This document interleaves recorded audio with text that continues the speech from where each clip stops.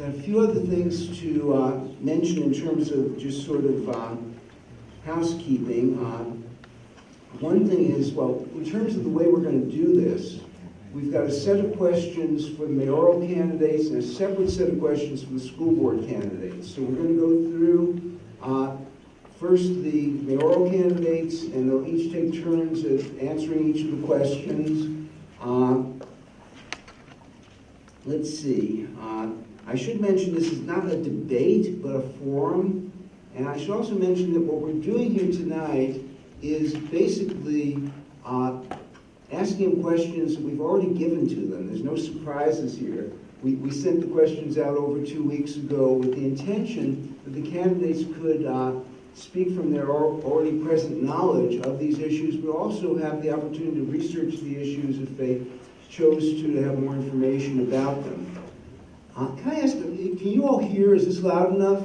Oh, yeah. Okay, I can't hear. We don't have a monitor on, so I just wanted to make sure. This event is sponsored by Mid-Missouri Peaceworks, the Osage Group Sierra Club, Citizens Climate Lobby, and Renew Missouri. And all 4 of those groups are groups that work very actively on climate and energy issues. We were planning on having League of Women Voters sponsorship. A little snafu came up, and they have pulled out from endorsing or co-sponsoring this event simply because of the fact that one of the sponsoring organizations, Sierra Club, has a C4, and that C4 has endorsed one of the candidates. And the league has a particular practice that they don't participate in forums that anybody's endorsed candidates in. And we understand that, appreciate the good work the league does. I will mention that given that it was mayoral race that Sierra Club made an endorsement in, we're not having anybody from the Sierra Club asking questions, moderating, or doing the timekeeping during the mayoral candidate segment. And we'll have somebody from Sierra Club asking questions during the school board part where they haven't endorsed anyone. Aside from that, I guess we are just about ready to get going. I should introduce our questioners. On my right is Rory Butler. Rory's an MU student, and he works with the Mizzou Energy Action Coalition, MEAC. And to my left is Erica Ascandi. Am I saying your last name right, Erica?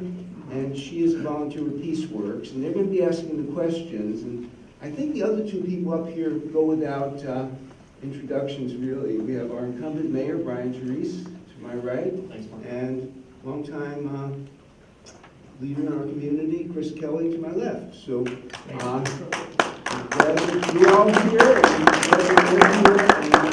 I think at this point, if I'm not forgetting anything important, I'll turn this over to Erica, who's going to ask the first question, and we'll go from there. Okay, so you have 4 minutes to answer this question. Columbia has embarked upon a process through the drafting of a Climate Action and Adaptation Plan, or CAP, to address the urgent need for effective climate action. At the moment, CAP is still being drafted, but once it is adopted, the challenge will be meeting the goals set out in this document. As the next 3 years will be a critical time in terms of acting upon the CAP, please share your thoughts on the following. A, last year, City Council passed a resolution with goals for greenhouse gas emission reductions in city operations and for the community at large. Would you commit to supporting these goals as a minimum, and would you consider pursuing a more ambitious timeline? B, in order to assure that CAP be fully implemented in a timely fashion, some have suggested establishing a climate action commission. Would you support this? If so, could you address the role of such a body? And if not, what would you suggest instead to assure that CAP is implemented? As you likely know, there are many potential actions identified by the task force working with Cascadia Consulting to draft the Como CAP. Which do you see as the 5 most important actions the city can take in the near term to reach the goals the city has adopted? Please discuss what you would do as mayor to move forward on these. And we'll hear from Chris Kelly first, and you have 4 minutes to answer. Okay, first of all, our signs, both Brian's signs and my signs, have a good R factor. I learned this in my last race. Somebody wanted my old signs because they used them for insulation. So anybody who's interested, I'm sure Brian will let you use his old signs after this is done too, as insulation if you care to use it. First part of that, do I support the resolution on the greenhouse gases? The answer is yes and yes. I don't think there's much to spend time on that. I like the goals, and I would certainly consider a more ambitious timeline. On the second one, a climate action commission. Yeah, I guess. The question is, why another commission? Maybe the mayor's task force, climate task force, could morph into the new commission, but another commission maybe creates the possibility for duplication and conflict, and is the game of forming a new commission worth the candle? Do we not have, between Water and Light and the Mayor's Commission, enough commissions on the subject? Maybe we should focus more on getting things done than having another commission. So I'm not against it. I'm just wondering what another body like this contributes. 1B is, the big one is 1C. What are my 5 top, well, I looked at the priorities, and I liked 18 of them, okay? And so how do you pick 5? I picked the 5 I like the best. I don't dislike, I think, anything in the list. But my top 5 would be, first, by a long shot, is reducing peak demand for water and electricity. Because I think the whole ball game is changing the needle with regard to carbon use. And what does that more than changing the amount of, we're unusual in cities in that we have our own power plant, right? So it gives us more ability to have an impact. And how do we move the needle? So the first most important thing is reducing peak demand. Peak demand both for the carbon burn to make peak, and 2, for driving the need for a new facility. Because peak demand also, because you gotta never not be able to meet peak, and you have to be redundant. So that's first. Second is encourage a thriving and efficient public transit system, because the second big provider of warming and greenhouse gases is our automobile use. So I think public transit, for me, is second on that list. Third is weatherization for low-income homeowners. Fourth is finding ways to increase new and existing building energy efficiency. And fifth is to encourage local food production and composting. As I say, when I went through my list, I was saying, oh yeah, I like that one. I had 18 that I liked, and I went down to those 5. And I think that, I'm sorry I didn't use all my time. But if you're willing to put up with a shorter answer, you got it. Another minute anyhow. All right, well, I forgot to mention that Dick Parker is our timekeeper tonight, and thank you for doing that, Dick. And thank you for keeping within time limits, and then some, Chris, and... So save my minute. You can yield your minute to me. The other thing I was going to mention is I want to give a big thank you to 89.5 KOPN for providing the sound equipment here tonight. They've lent that to us at no cost, which we really appreciate, and I will mention KOPN is right in the middle of a pledge drive, so lend them some support if you would. Now, Mr. Mayor. Look, in answer to the first question, absolutely, and I already have approved those benchmarks and those goals. As mayor, I created the Climate Action and Adaptation Planning Task Force. We have several of the members here today, Raghu, Quinn Cunningham, and Kim Wade, and our chair, Jay Hasheider, I think is standing in the back. And because I appointed a broad cross-section of stakeholders there, from environmental advocates to home builders and developers to insurers and utility managers, small business owners and educators, and even craft brewers, because Logboat told me that changing weather patterns have shortened the growing season for their hops, which makes them more expensive. And if there's any reason to cure climate change, it's to make sure that we have affordable craft beer.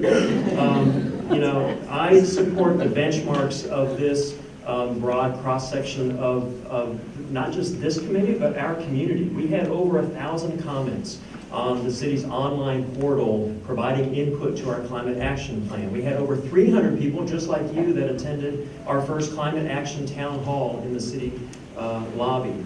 So I support those benchmarks because I think it's a nice blend of attainable, achievable benchmarks, but then there's also some reach goals in there as well that we can kind of stretch our environmental muscle, if you will. And that's not unlike the way our renewable energy mandate that voters approved almost 20 years ago structure that so that we make measurable goals that we can begin to evaluate how well we're doing and hopefully exceed each of those milestones.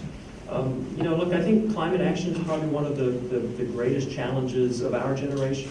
And I think it's our responsibility to plan for a more resilient Columbia. I would, with respect to the question about whether we need an ongoing commission, I do think some type of citizens report group would be helpful to make sure that there is an independent body that's holding us accountable to the goals that council has adopted. I would encourage council to approve a multidisciplinary approach, just like the intersectionality we have with Public Works Director, the Water and Light Director, our risk manager when it comes to resiliency. And maybe instead of a sustainability director, we have a sustainability czar that overlooks these goals. I think they're that important. I went through those goals. I think my top 5 would probably be expanding the community solar program by encouraging leasing and making net metering policies more friendly to the consumer, both on the commercial side and the residential side. My first 6 months as mayor, we adopted the green energy building code that required new homes to have solar-rated roofs and better insulation. I think we need to take advantage of that. Every year, council has to push back on water and light staff that wants to reimagine the net metering scenario that makes it a barrier to people. I think we need to make it easier for new battery storage options. We've already amended the city code. The payback on photovoltaic panels is about 7 years. Battery storage is about 3 years. And I think that helps level the peak demand that we're experiencing here. I think we need to expand on the health side and the waste side, commercial recycling, and that food composting process. And then I would probably defer number 5 to increasing the number of charging stations, electric charging stations for cars on our public parking garages, high-density residential neighborhoods, because I think it adds to our quality of life and our image of high quality of life here in Columbia, but it's also a visible reminder of that we value the environment and that we're committed to climate change. You'll have 2 minutes to answer this question. Electric generation represents a very large portion of our city's carbon footprint. The CAP will likely recommend that water and light move to 100% renewable energy by 2035. Achieving 100% by 2035 would allow the community to achieve the goals set forth in the most recent Intergovernmental Panel on Climate Change report that indicates a 40% reduction in overall emissions is needed within 12 years. What do you see as the best ways to reduce the use of fossil fuels in power generation? Do you have a sense as to how soon Columbia Water and Light can phase out fossil fuel use entirely? Well, at first, I think we do need to accelerate the transition to renewables. We have achievable goals that we have been meeting. Those continue to get aggressive. I think we need to use more locally distributed generation, either through rooftop solar, but more of a commercial, community solar farm that I think Water and Light has been particularly aggressive on. I think we need to forecast our growth better. We've got aging substations that all need to be taken into an account here. I think 20 years ago when voters passed that renewable energy mandate, they actually allowed us to exceed our avoided cost by using renewable energy. Now the unsubsidized cost of oil and gas and wind and solar make it much more advantageous to use wind and solar. We can buy it cheaper, we can produce it cheaper than what it costs the power plant to manufacture it. So I support policies that improve those local sources of energy. I think that's good for our local economy. I would do a study on how many south-facing rooftops we have that could support more solar panels. A recent study was done in the state of Missouri that said we could reduce our emissions by 40% just by using those accessible existing rooftops. I'd like to figure out how many rooftops we need to equal 1 megawatt of energy, because that is ultimately the type of demand reduction we want to try to achieve to reduce the impact of future expansions of that electrical system. The most important single characteristic in our worldwide struggle with planetary global warming is reduction of carbon production. We have an unusual opportunity for a municipality because we have our own generation facility to move that needle. All the other things we do are important and worthwhile, but nothing is as important as moving the carbon consumption down. The most significant, I've always thought that rooftops make a big difference. Rooftop solar, especially commercial rooftop solar, is a hugely important increase. But probably the single most important thing to do is to decrease the amount of carbon we use during peak summertime, both commercial and residential. And that is an extremely difficult political battle. And that's the one we have to face above all. We have to have leadership that's willing to make the hard votes and able to bring the community together so that we can adopt a rate structure which decreases summertime peak power use, because that's where the rubber will meet the road with regard to actually changing our carbon use.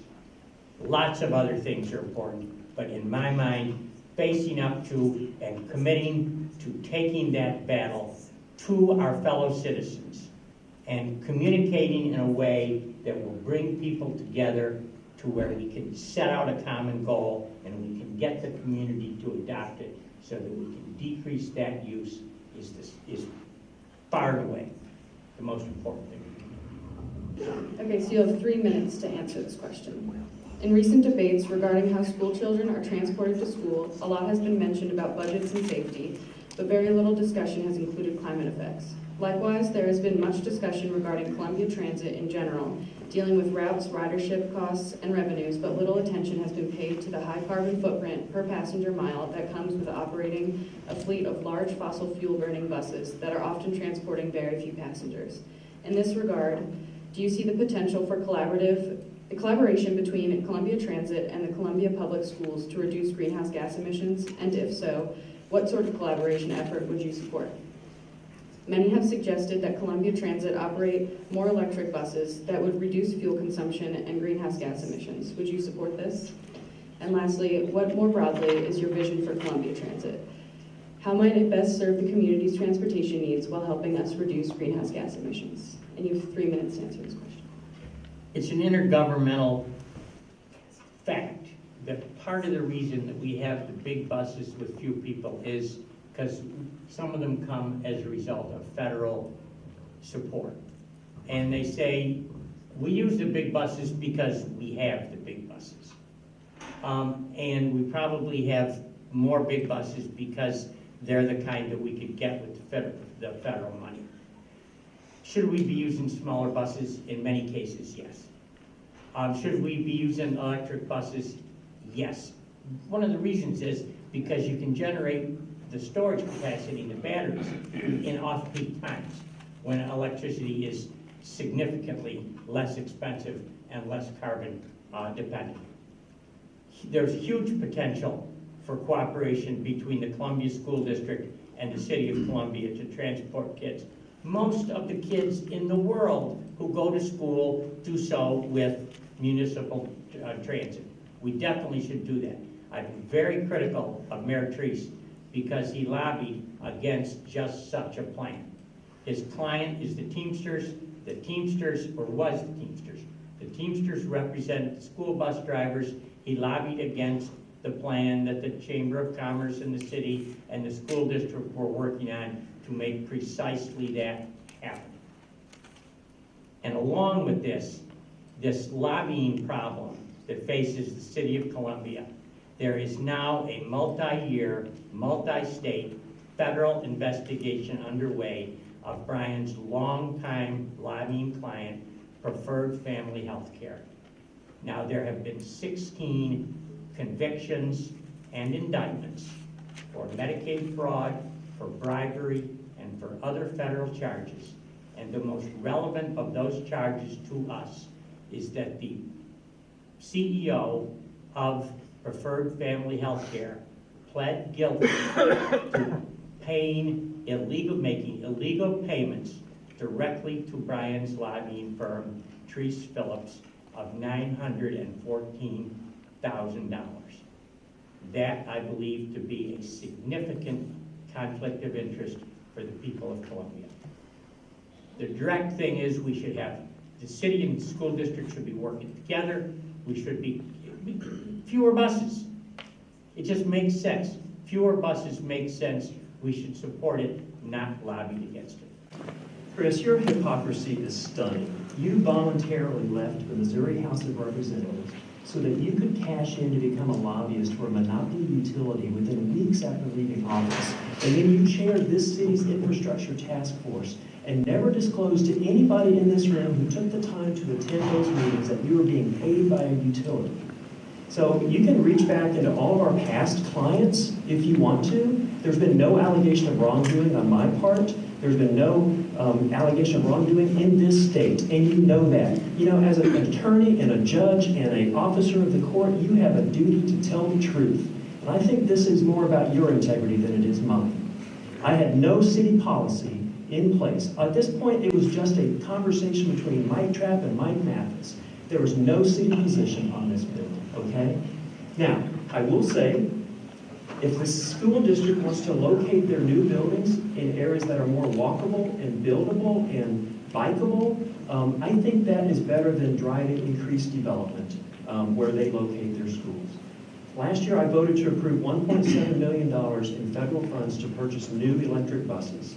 Those electric buses, we're going to sell the longer diesel buses. The new electric buses are going to have be able to measure our energy savings, they're going to be measure our cost savings, and our reduction in greenhouse gas emissions. You know, the current city council has worked very hard to improve our public transit system. And my vision for that public transit system is to have more GPS monitoring so that we can locate our buses where our riders live and get them to where they need to go to get to work. I think we need to pursue more on-demand transit options, the way that larger cities have done, using apps similar to Uber or Lyft. You know, and I've asked the Public Transit Division to put together a group of stakeholders from our Axes employees down Providence and Broadway, and then our peripheral employees, to make sure that we're using our public transit system to help people get to the jobs that we're currently growing here in Columbia. You notice that Brian didn't deny Excuse me, the Chris. truth. Let me finish the sentence. He accused me of hypocrisy. Now, Mark, he did not deny the truth of anything that I said. The city of Columbia knew that I worked for Ameren, and Ameren knew that I worked for the city of city may have Columbia. known, that Brian mayor may have and known, Chris, can but I you've have- never disclosed it to the community. Can I ask both of you, let's keep this on point to our discussion tonight, which is a discussion of climate change, energy issues. What we're talking about in terms of these issues, they're very critical issues. And, I agree. you know, when you started on that, Chris, I figured I don't want to be chopping someone off in the middle. And then when Brian responded, I didn't want to cut him off. But at this point, I'd like to ask for the remaining questions. Let's keep it on point to the questions and their content and move that forward. Let's keep it on point here at the forum tonight, okay? You'll have 1 minute to answer this. An infrequently discussed but very significant source of greenhouse gas emissions is the production of concrete. The city of Columbia uses a lot of concrete for road paving, sidewalks, and other purposes. Would you support efforts to reduce the use of concrete for paving? Right. Of course. Actually, I think concrete is an environmentally superior product than asphalt. I mean, it can be recycled, it can be poured on dirt, it doesn't use oil in its product, you don't have to lay down an oil barrier, put asphalt down. You know, if we want to expand walkability and bikeability and make it accessible for pedestrians and wheelchair users, I think they deserve to have a smooth, safe path for their sidewalks and bike lanes and headways. concrete, cement, calcium carbonate, right? So when you make cement, you release a lot of CO2. And yet, concrete and cement are so ubiquitous in our society, in the world. We probably, I don't think it's probable, I think it's a certainty that we use more cement and concrete than any other single material in world society. So getting away from it is extremely difficult. Maybe we have some places and some things that we can do with more permeable surfaces. And I think we, at every council decision, we should ask whether or not there is some reasonable alternative to cement and concrete. The problem is, as Brian said, that the alternatives may be more difficult environmentally than the cement or concrete itself. Not saying that you don't get a lot of CO2 from the production of cement, you do. And it's a problem. Maybe you can make it, the city, it's hard, the city buys concrete, doesn't make concrete to any significant degree. So we're not gonna be very successful at telling other people when they can make their concrete. Except that, as with other uses of power for the kilns, you can maybe make it off peak times. But that's not really a municipal question. The big municipal question is here, should we make evaluations, as I think we should, when we make decisions about parks or other things about, is there some other alternative to concrete? The answer is often there isn't. You have 3 minutes to answer this question. In order to reduce vehicle miles traveled, which is a significant portion of Columbia's carbon footprint, the community must avoid sprawl and continue to improve the capability of citizens to walk or bicycle to school, services, and shopping. In the U.S., over the past 2 decades, 400 meters, or 0.25 miles, or a 5-minute walk, has sometimes been assumed to be the distance that the average American will walk rather than drive. Some new research indicates, however, that more than 0.25 miles may not be uncommon.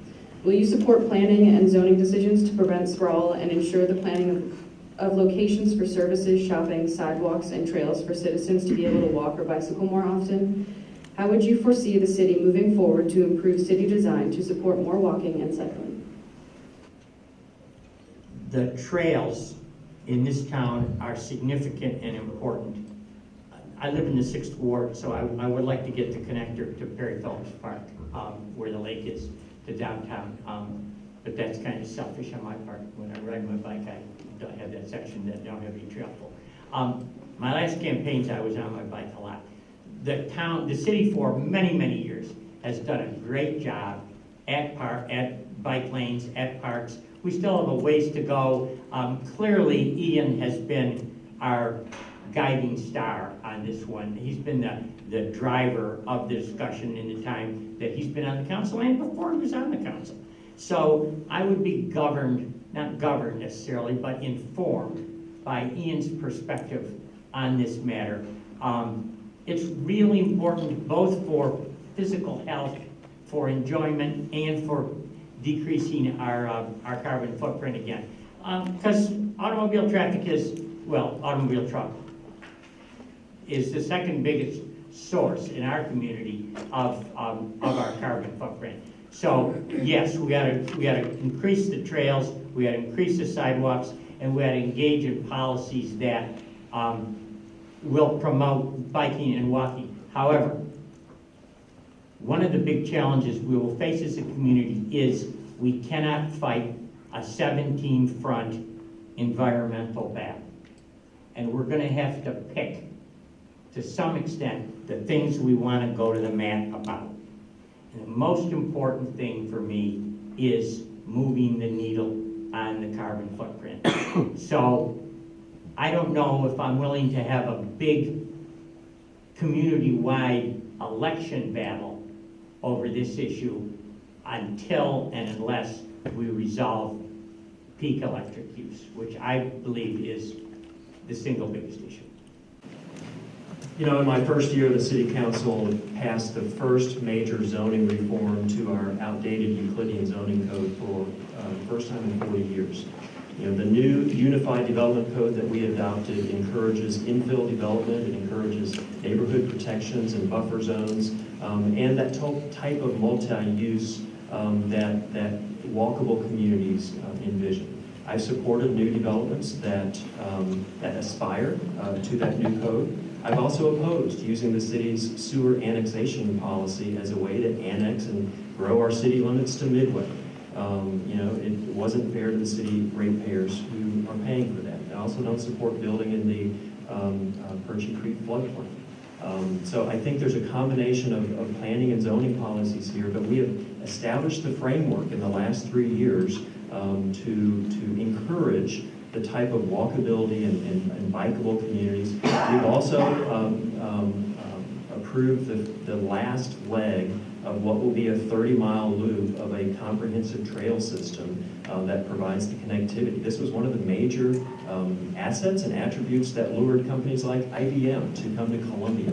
It's an amenity that is often found in larger cities, but that Columbia can enjoy and use to attract the type of residents and businesses that we want. You'll have 2 minutes to answer this question. The poor energy efficiency of rental homes in Columbia is a significant concern, both in terms of the impact on the budget of low-income families, as well as the relationship to energy demands and greenhouse gas emissions. The Columbia Climate Action and Adaptation Plan is likely to recommend the need to develop an energy performance rating and labeling program for rental units with the score/rating to be provided at the time of rental license renewal. Columbia Water and Light has been working with the Division of Energy and Columbia Board of Realtors to develop an online portal that will provide the home energy score for homes in Columbia. Currently, there are several thousand scores that have been released by the property owner for use in the system.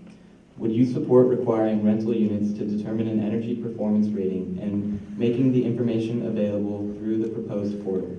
What other policy ideas do you have for improving the energy efficiency of existing rental units?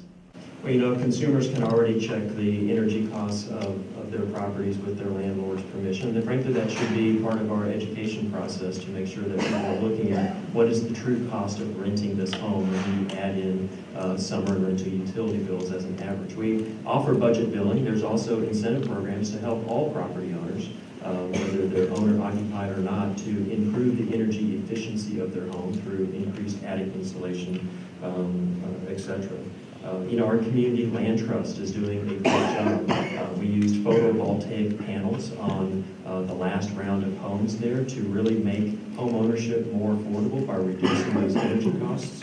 And going back to my study of how many south-facing rooftops might be eligible for solar, I think we should consider incentivizing solar panels on all homes, but especially low-income housing to help reduce that peak demand. But also to make it more affordable for residents to live in those homes and hopefully for them for purchase. Energy use in rentals is a really important component of the carbon footprint. And it's a real tough one. Now, there's been some pretty good work done on whether you get more bang for your buck by, if you think about an apartment building, duplexes are all individual. The people who rent duplexes all have their own electric meters, don't they? Or their own thermostats. And so they can control their power. In the bigger the building or old house conversions like in the 6th Ward, there's maybe 6 apartments in a big old house. Probably in those kinds of buildings, there are not individual thermostats in most of them. Most of them, that's the cost of the energy is a landlord issue. And I don't know the answer to the question of, do you get more bang for the buck if you put the burden on the landlord to pay the electric bill, or if you put the burden and the information in the hands of the tenants? And that's a very, very interesting question to which there probably is an empirical answer that I don't know. But you ought to drive the discussion with the empirical information on which one of those works more successfully. It's absolutely critical to, in the same way that you want to winterize low-income owners' homes, you also want to make more energy efficient the apartment buildings. again, driving to the peak. You have 1 minute to answer this question. Would you support the City of Columbia advocating for legislation to reduce greenhouse gas emissions with federal and state legislatures to protect the health and safety of its citizens? My first, absolutely. And I don't know how the current legislature is frankly going to be a big problem on this issue.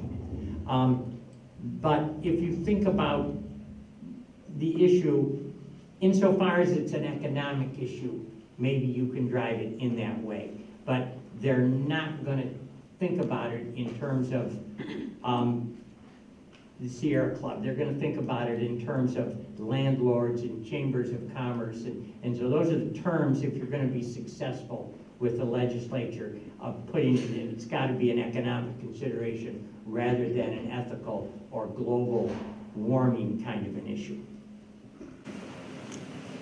Yes, absolutely. In fact, the City of Columbia has always been a leader in this effort. You know, it was the voter-initiated renewable energy mandate that the City of Columbia adopted that eventually became the model for the statewide bipartisan approved Prop C. So I would absolutely support advocating and lending our support to state and federal legislation on this matter. You know, specifically, I think we could use the EIDRA, the Energy Inventory Resources Authority, to create a low interest revolving loan fund that helps property owners, like large apartment owners, do master meters and solar panels and pass those savings on to their renters. Other policies like monopoly utilities, like the one Chris lobbied for, when they purchase their power, they do not pay sales tax on their equipment. But when a solar provider delivers that equipment to a homeowner, they have to pay sales tax and use tax on that equipment, and that's not fair. So I think there's a number of policies. If you go out to Jeff City and say, we need to lower greenhouse gas emissions, you're probably going to get a no vote. If you say, here are some things that level the playing field, that encourage people to do the right thing, I think that's a little more palatable.